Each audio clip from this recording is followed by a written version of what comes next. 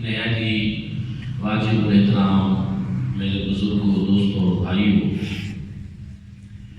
اللہ رب العزت نے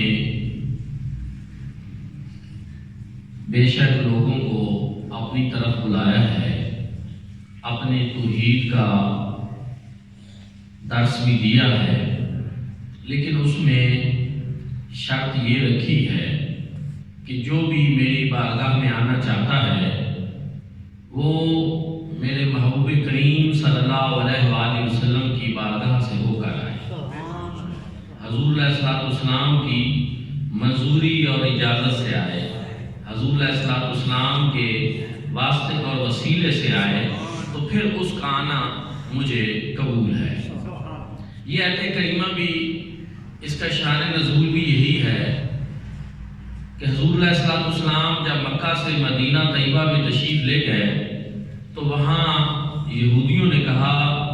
کہ ہمیں اس نبی کا کلمہ پڑھنے کی کوئی ضرورت نہیں ہے، ہم حضرت موسیٰ علیہ السلام کا کلمہ پڑھتے ہیں، وہ کلیم اللہ تھے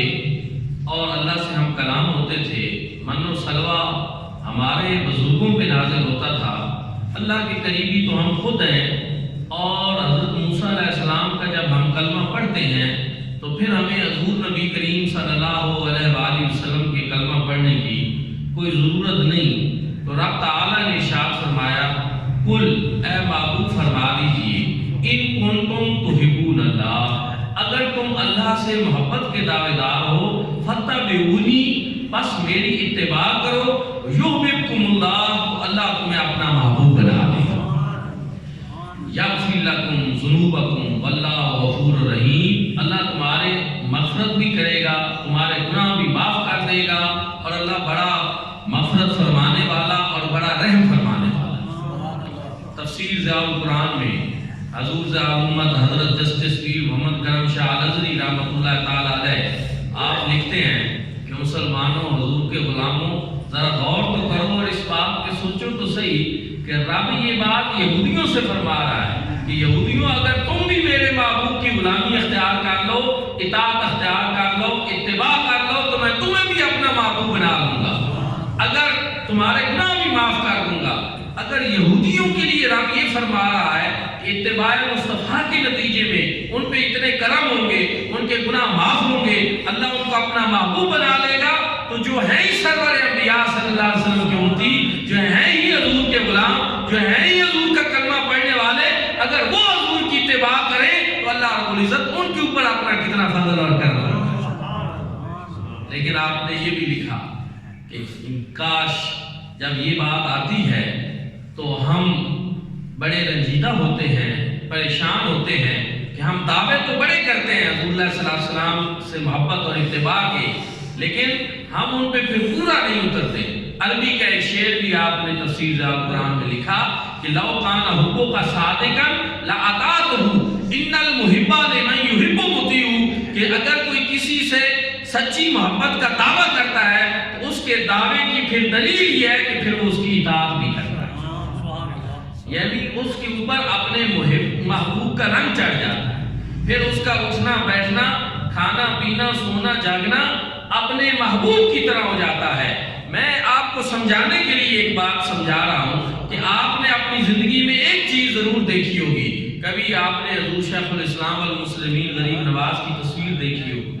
پھر آپ نے کئی ان کے ایسے مرید دیکھے ہوں گے کہ جن کی شکل ان سے ملتی جلتی ہے، جن کی تصویر پہ ان کا گمان ہوتا، جن کو دیکھ کر لگتا ہے کہ یہ بھی پیر سیال ہیں، حالانکہ فرق ہوتا ہے، لیکن کیا ہے کہ وہ مرید صادق اپنے شیخ کی محبت میں اتنے کامل ہو جاتے ہیں کہ ان کا چہرہ، ان کی طرز زندگی، ان کی چال ڈھال، ان کے سارے معاملات اپنے پیر کی طرح ہو جاتے ہیں۔ تو یہاں پہ یہی بتایا جا رہا ہے کہ جس طرح ایک مرید صادق اپنے پیر کامل سے سچی محبت کرتا ہے اور اس کے رنگ میں رنگی جاتا ہے اور اپنا اٹھنا بیٹھنا، چلنا پھرنا اسی کی طرح کر لیتا ہے، تو پھر ایک سچے امتی کو بھی چاہیے کہ وہ بھی اپنی زندگی میں، اپنے معمولات میں مصطفیٰ کریم صلی اللہ علیہ وآلہ وسلم کی سنت طیبہ کو اپنا امتی بھی اسی طرح نظر آئے کہ امتی کو دیکھ کر لوگوں کو پتہ چلے کہ یہ کریم آقا کا غلام جا رہا ہے۔ یہ اتباع ہے۔ اتباع اور اطاعت میں فرق ہے۔ قرآن پاک میں اللہ رب العزت نے کسی ایک مقام پہ بھی یہ نہیں فرمایا کہ میری اتباع کرو۔ اللہ رب العزت نے اپنی اطاعت کا حکم تو دیا، اطیعوا اللہ کئی جگہوں پہ، واطیعوا الرسول، میرے رسول کو بھی اطاعت کرو، لیکن رب نے کہیں بھی قرآن پاک میں یہ نہیں فرمایا کہ میری بھی اتباع کرو اور میرے رسول کی بھی اتباع کرو، نہیں۔ اس کی ایک وجہ ہے، اس کی وجہ یہ ہے کہ اتباع تب ہو سکتی ہے جب اس کے لیے ایک عملی نمونہ آنکھوں کے سامنے ہو۔ جو اتباع کہتے ہیں کہ ایک شخص چل رہا ہو ریتلی زمین پہ اور اس کے قدم کے نشان واضح نظر آ رہے ہوں، پیچھے جو چلنے والا ہے وہ اپنے قدم اس کے قدموں کے نشانات پہ رکھ کر چلے تو کہتے ہیں کہ فلاں نے فلاں کی اتباع کی، یعنی وہ اس کے نقش قدم پہ چلا، اس کے پیچھے چلا۔ تو اللہ رب العزت چونکہ یہ ساری چیزوں سے پاک ہے، رب تعالیٰ کا کوئی اس طرح کا عملی نمونہ ہمارے سامنے موجود نہیں ہے کہ جس کو دیکھ کر ہم اپنی زندگیوں کو سنوار سکیں، تو رب تعالیٰ نے یہ کرم فرمایا اور حضور نبی کریم صلی اللہ علیہ وآلہ وسلم کی صورت میں لَقَدْ كَانَ لَكُمْ فِي رَسُولِ اللَّهِ أُسْوَةٌ حَسَنَةٌ کی عملی تفسیر حضور علیہ السلام کو بنا کر ایک بہترین رول ماڈل بنا کر ہمارے سامنے ایک نمونہ کھڑا کر دیا کہ اب تم نے اس کے نقش قدم پہ چلنا ہے، اس ہستی کی اتباع کرنی ہے، اس کے پیچھے چلنا ہے، یہی میری رضا کا سبب ہے، یہی میری اطاعت کا سبب ہے۔ مَن یُطِعِ الرَّسُولَ فَقَدْ أَطَاعَ اللَّهَ، میرے رسول کی اطاعت ہی اللہ کی اطاعت ہے۔ حضور کے پیچھے چلنا ہے، حضور کی اتباع کرنی ہے، تو پھر میں تمہیں اپنا محبوب بنا۔ دوستو اور بھائیو، اس میں ایک اور بات ہے، ایک ہے تحبون اللہ، اگر تم اللہ سے محبت کے دعوے دار ہو، محبت کرتے ہو اللہ سے۔ دوسری چیز ہے یحببکم اللہ، اللہ اپنا محبوب بنا لے گا۔ اللہ سے محبت کا دعویٰ یوں سمجھے کہ سمندر کا ایک کنارہ ہے، محبوب خدا بننا یہ سمندر کا دوسرا کنارہ۔ یہ دونوں کنارے کب ملیں گے کہ اللہ سے محبت کا دعویٰ اور پھر بندہ محبوب خدا بن جائے؟ یہ کب ممکن ہے؟ یہ سمندر کے دو کنارے کب مل سکتے ہیں؟ فرمایا جب اس میں فتح بھی ہونی ہو، میرے محبوب کی اتباع، حضور صلی اللہ علیہ وسلم کی اتباع ہو، تو پھر یہ دونوں کنارے مل سکتے ہیں کہ بندہ اللہ سے محبت کا دعویٰ بھی تب کر سکتا ہے جب اتباع مصطفیٰ ہے، اور محبوب خدا بھی تب بن سکتا ہے جب وہ اتباع رسول کرے۔ اگر حضور علیہ السلام کی اتباع نہیں تو اللہ سے محبت کا دعویٰ بھی غلط ہے اور انسان محبوب خدا بھی نہیں۔ اچھا دوستو اور بھائیو، پھر ایک اور بات بہت قابل غور ہے، رب نے فرمایا کہ مجھ سے محبت کا دعویٰ تو کرنے والا اگر میرے محبوب کی اتباع کرے تو ہم اس کو اپنا محبوب بنا لیں، اس کو مقام محبوبیت پہ فیض فرما لیں گے۔ کیوں؟ کیونکہ اس نے ہمارے محبوب کی اتباع کی۔ ہمیں اس چیز سے بڑا پیار ہے کہ کوئی شخص اپنے طرز زندگی کو اس سانچے میں ڈھال لے جو ہمارے محبوب کی سیرت طیبہ ہے، جو ہمارے محبوب کی سنت ہے، جو ہمارے محبوب کا طریقہ ہے۔ آپ پھر غور کریں اور توجہ فرمائیں کہ حضور علیہ السلام کی جو اداؤں کو اپنا لے، رب اس کو اپنا محبوب بنا لے۔ اللہ کو اپنے محبوب کی اداؤں سے اتنا پیار ہے، اپنے محبوب کی نسبت والی چیزوں سے اتنا پیار ہے۔ اور دوستو اور بھائیو، اس بات کو اور زیادہ توجہ سے سننا کہ جو شخص اتباع مصطفیٰ کرتا ہے وہ محبوب خدا بن جاتا ہے، اور اگر حضور کے ماننے سے، حضور کی اتباع سے، حضور کی اطاعت سے، حضور کی غلامی کا پٹا اپنے گلے میں ڈالنے سے انسان اتنے بڑے بلند مقام پہ فیض ہو جاتا ہے کہ محبوب خدا بن جاتا ہے، تو پھر اس ہستی پاک کی اپنی عظمت و شان رب کے ہاں کیا ہو؟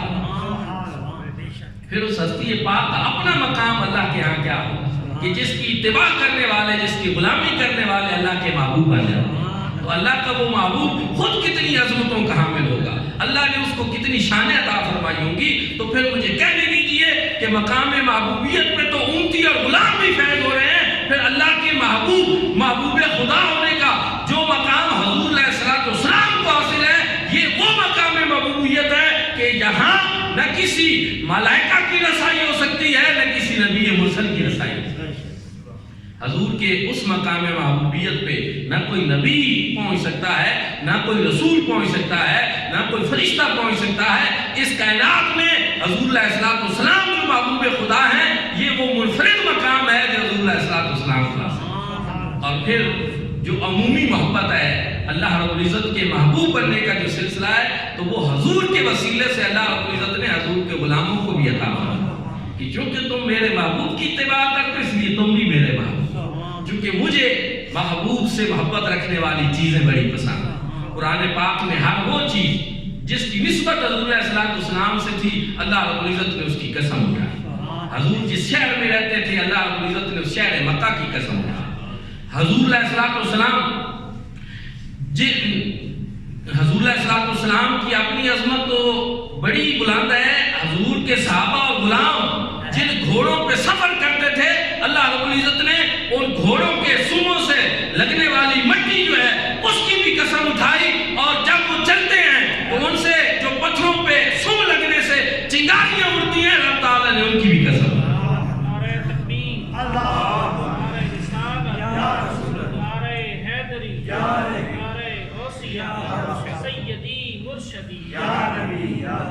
تو اس لیے میرے بھائیوں اور دوستوں، اللہ رب العزت کو اپنا محبوب تو پسند ہے ہی، اپنے محبوب کی ادائیں بھی پسند ہیں، اور جو میرے محبوب کی اداؤں کو اپناتا ہے، اللہ کو وہ بندہ بھی بڑا پسند ہے، اور میں جو میری اتباع کرے گا، اللہ اس کو اپنا محبوب بنا دے گا۔ فَاتَّبِعُونِی یُحْبِبْکُمُ اللَّہ۔ اسی سلسلہ میں ایک حدیث پاک ہے، ایک روایت ہے اور بڑی قابل غور ہے۔ حضرت فاروق اعظم رضی اللہ تعالیٰ عنہ تورات کے کچھ صفحات لے کر جا رہے تھے، حضور علیہ السلام نے دیکھا تو حضور علیہ السلام کی ایک سلسلہ مبارک یہ بھی تھا کہ جب آپ کسی پہ خوش ہوتے تھے تو آپ کا چہرہ چودھویں کی چاند کی طرح چمک اٹھتا تھا۔ صحابہ کرام چہرہ مبارک کو دیکھ کر سمجھ جاتے تھے کہ آقا نے اظہار خوشی فرمایا، اور جب حضور علیہ السلام کسی معاملے پہ جو ہے ناگوار آپ کو گزرتا اور آپ خوش نہ ہوتے تو پھر اس طرح کسی کے چہرے پہ سرخ انار نچوڑ دیا جاتا ہے، اس طرح حضور علیہ السلام کا چہرہ مبارک سرخ ہو جاتا۔ تو وہاں بھی یہی ہوا کہ فاروق اعظم رضی اللہ تعالیٰ عنہ کے ہاتھ میں تورات کے اوراق دیکھ کر حضور نبی کریم صلی اللہ علیہ وسلم کے چہرے پہ سرخی آ گئی، لالی آ گئی۔ جناب صدیق اکبر رضی اللہ تعالیٰ عنہ نے جب یہ دیکھا، انہوں نے جناب فاروق اعظم کو کہا کہ تجھ پہ تیری مان ہوئے، کیا تو دیکھتا نہیں ہے کہ حضور علیہ السلام کے چہرہ اقدس پہ آثار ناگواری آ گئے؟ تو حضرت فاروق اعظم رضی اللہ تعالیٰ عنہ نے فوراً ہی تورات کے اوراق پھینک دیے اور صاحب کہا اعوذ باللہ من غضب اللہ و غضب رسولہ، اعوذ باللہ من غضب اللہ و غضب رسولہ، میں اللہ سے پناہ مانگتا ہوں اللہ کے غضب کی بھی اور اس کے رسول کے غضب کی۔ غور کریں، غضبناک کون ہو رہے تھے؟ ذرا بولیں، حضور پاک صلی اللہ علیہ وسلم۔ غضبناک تو حضور ہو رہے تھے، چہرہ مبارک تو حضور کا سرخ ہوا تھا، اس کو سیدنا صدیق اکبر رضی اللہ تعالیٰ عنہ نے نوٹ بھی کیا تھا، لیکن حضرت فاروق اعظم نے صرف یہ نہیں کہا کہ اللہ کے رسول کے غضب سے میں پناہ مانگتا ہوں، انہوں نے کہا من غضب اللہ و غضب رسولہ، میں اللہ اور اس کے رسول کے غضب سے پناہ مانگتا ہوں۔ کیونکہ اس لیے کہ فاروق اعظم رضی اللہ تعالیٰ عنہ نے اپنے عقیدے کا اظہار کیا اور بتایا کہ دنیا والوں، جب اللہ کا رسول کسی پہ خوش ہوتا ہے تو صرف اللہ کا رسول خوش نہیں ہوتا، اس وقت خود خدا بھی اس پہ خوش ہو جاتا ہے، اور جب کسی پہ اللہ کا رسول غضبناک ہوتا ہے تو صرف رسول اللہ غضبناک نہیں ہوتے، اس کے اوپر اللہ بھی غضبناک ہو جاتا ہے۔ اس لیے فاروق اعظم رضی اللہ تعالیٰ عنہ نے صرف حضور کے غضب سے پناہ نہیں مانگی، اعوذ باللہ من غضب اللہ و غضب رسولہ، میں اللہ کی پناہ مانگتا ہوں اللہ کے غضب سے بھی اور اس کے رسول کے غضب سے، کیونکہ ان کو پتا تھا صحابہ کرام کو کہ حضور کی رضا میں رب کی رضا ہے، حضور کی خوشی میں رب کی خوشی ہے، حضور کی اطاعت میں اللہ کی اطاعت ہے، اور حضور کی نافرمانی میں اللہ کی نافرمانی ہے، حضور کی غضب میں اللہ کا غضب ہے۔ ایک تو یہ چیز بڑی اس سے پتہ چلے۔ دوسرا، حضور علیہ السلام نے فرمایا اس موقع پہ کہ اگر موسیٰ علیہ السلام یہاں موجود ہوتے تو کیا تم لوگ میری اتباع چھوڑ کر تم ان کے پیچھے چل پڑتے اور گمراہ ہو جاتے؟ فرمایا غور سے سنو، لو کان موسیٰ حیا ما وسعہ الا اتباعی، اگر آج جناب موسیٰ علیہ السلام بھی یہاں دنیا میں ظاہری وجود کے ساتھ موجود ہوتے تو ان کو میری اتباع کے سوا کوئی چارہ کار نہیں، ان کو بھی میری اتباع کرنا۔ یہودیوں کو بھی یہ پیغام مل گیا، مسلمانوں کو بھی حضور علیہ السلام نے یہ بتا دیا کہ صرف یہودیوں کے لیے بھی نہیں، جن کا کلمہ یہودی پڑھتے ہیں، اگر ان کا وہ نبی جناب موسیٰ علیہ السلام بھی آج دنیا میں ظاہری وجود کے ساتھ موجود ہوتے تو ان کو بھی میرا کلمہ پڑھنا، میری اتباع کرنا پڑتا۔ اور وہ بھی میرے پیچھے چل رہے ہوتے. تو اس سے یہ پتہ چلا کہ حضور علیہ الصلوۃ والسلام کی اتباع کے علاوہ محبوب خدا بننے کا کوئی راستہ ہی نہیں. اللہ سے محبت کا کوئی دعویٰ سچا ہو ہی نہیں سکتا. اس کی ایک ہی صورت ہے کہ انسان سب سے پہلے حضور علیہ الصلوۃ والسلام کی اتباع کرے، حضور کی غلامی اختیار کرے، حضور علیہ الصلوۃ والسلام کی اطاعت کرے، پھر بندہ محبوب خدا بن سکتا ہے. دوسری چیز یہ بھی ہے کہ حضور علیہ السلام کا کلمہ پڑھنے والے اور اتباع کرنے والے محبوب خدا بن جاتے ہیں. لیکن آج دنیا میں مسلمان جو ہیں ان کی حالت بڑی ابتر ہے. بڑی ہم ذلت اور رسوائی سے دوچار ہیں اور آج غیروں کے فیصلے ہمارے اوپر مسلط ہیں. تو اس کی وجہ کیا ہے؟ اس کی وجہ یہ ہے، مسئلہ پھر اس بات میں ہے کہ پھر ہم اتباع رسول صلی اللہ علیہ وآلہ وسلم کا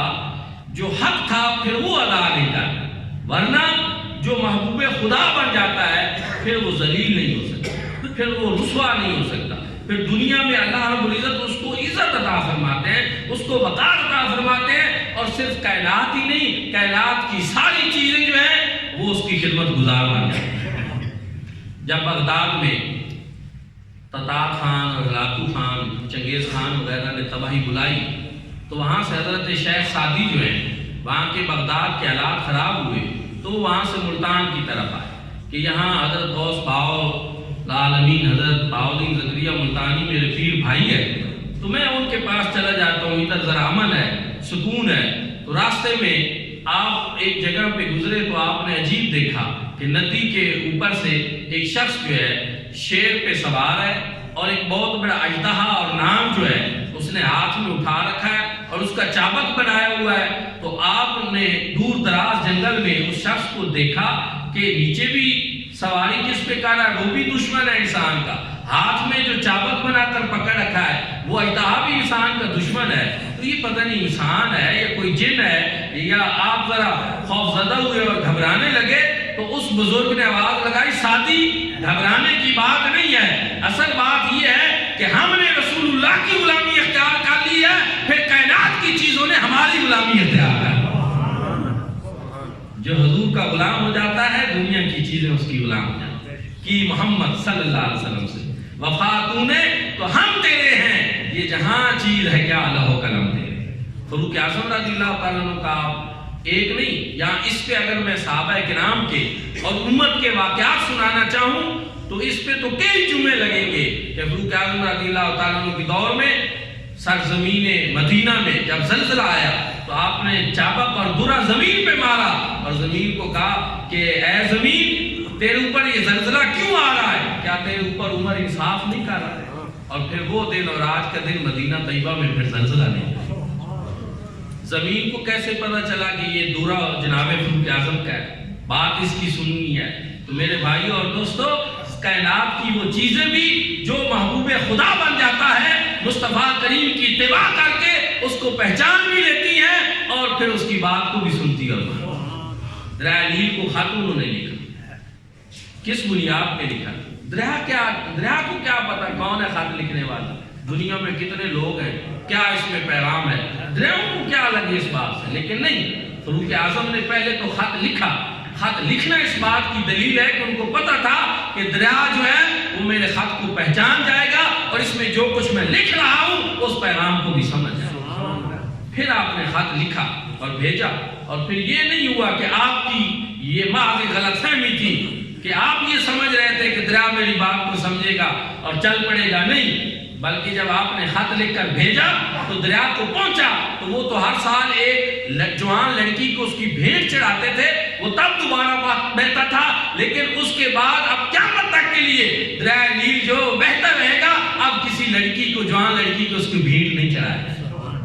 دریا نے بھی اس بات کو سمجھا، اس پیغام کو سمجھا. میرے بھائی اور دوستو، تو اس طرح کائنات کی وہ باقی چیزیں جو ہیں وہ بھی اس شخص کو پہچان جاتی ہیں کہ یہ شخص اب محبوب خدا بن چکا ہے، اللہ کے محبوب اور مقبول بندوں کی لسٹ میں اس کا نام آ چکا ہے. اس لیے ہم نے اس کی بات بھی ماننی ہے، اس کی بات پہ توجہ بھی دینی ہے اور اس پہ غور بھی کرنا. تو پھر مسئلہ پتہ یہ چلا کہ حضور کی اتباع اختیار کرنا مسئلہ نہیں، مسئلہ یہ ہے کہ صحیح طریقے سے جب ہم اتباع مصطفیٰ نہیں کرتے تو پھر کائنات کی چیزیں بھی ہمارے باتوں پہ کام نہیں کرتی، پھر توجہ نہیں دیتی۔ کوئی مسئلہ ہمارے اندر ہوتا ہے، حضور کی اتباع میں کوئی مسئلہ نہیں۔ وہ تو رب کا وعدہ ہے کہ قُلْ إِن كُنتُمْ تُحِبُّونَ اللَّهَ فَاتَّبِعُونِي يُحْبِبْكُمُ اللَّهُ، کہ اگر تم اللہ سے محبت کے دعوے دار ہو، فرمایا محبوب کریم صلی اللہ علیہ وسلم کو کہ آپ اعلان کر دیں فَاتَّبِعُونِی، پس تم میری اتباع کرو، يُحْبِبْكُمُ اللَّهُ، تو اللہ تمہیں اپنا محبوب بنا لے۔ حضرت اقبال رحمۃ اللہ تعالی علیہ،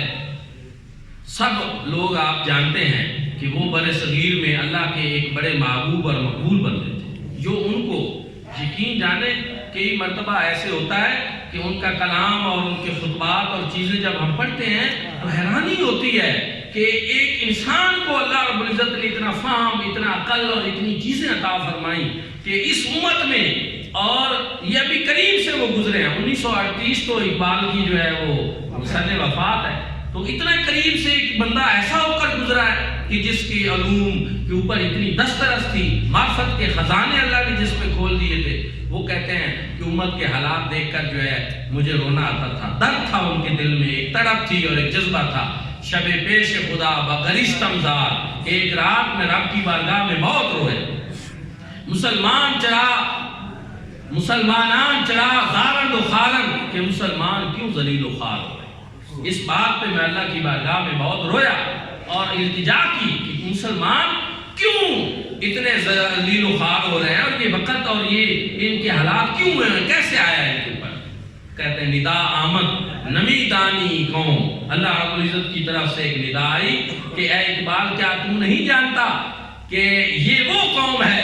محبوب دارت و دل نہ دارت، کہ یہ وہ قوم ہے جو محبوب تو رکھتی ہے لیکن دل نہیں رکھتی۔ اس کا مطلب یہ ہے کہ یہ قوم ایسی ہے کہ جن کو حضور نبی کریم صلی اللہ علیہ وآلہ وسلم جیسی کامل ہستی میں نے عطا کر دی ہے، لیکن وہ ان کی اتباع نہیں کرتے، حضور کے پیچھے نہیں چلتے۔ مسئلہ یہ ہے حضور موجود ہے، لیکن حضور علیہ الصلوۃ والسلام کی جو اتباع انہوں نے کرنی تھی، جس انداز میں انہوں نے پیچھے چلنا تھا، یہ وہ انداز نہیں اپنا۔ مثلا اب موضوع نہیں، وقت بھی نہیں، لیکن چونکہ 2-4 منٹ باقی ہیں تو میں یہ کہنا چاہوں گا کہ مثلا آپ پوری جو مسلم تاریخ ہے اس کا مطالعہ کریں، مسلمانوں کی قوت کا، طاقت کا راز حضور نبی کریم صلی اللہ علیہ وسلم کی عزت و ناموس کے دفاع میں، اور اس بات کو کافر بھی مانتے تھے۔ سلطنت عثمانیہ کی بنیاد بھی 650 سال 3 بر اعظموں میں اسی پر پڑی، حضور علیہ السلام کی عشق، محبت اور حضور سے وفاداری پہ اللہ رب العزت ان کو دنیا میں پھیلاتا گیا۔ لیکن آج ہم دیکھتے ہیں کہ آج ہمارے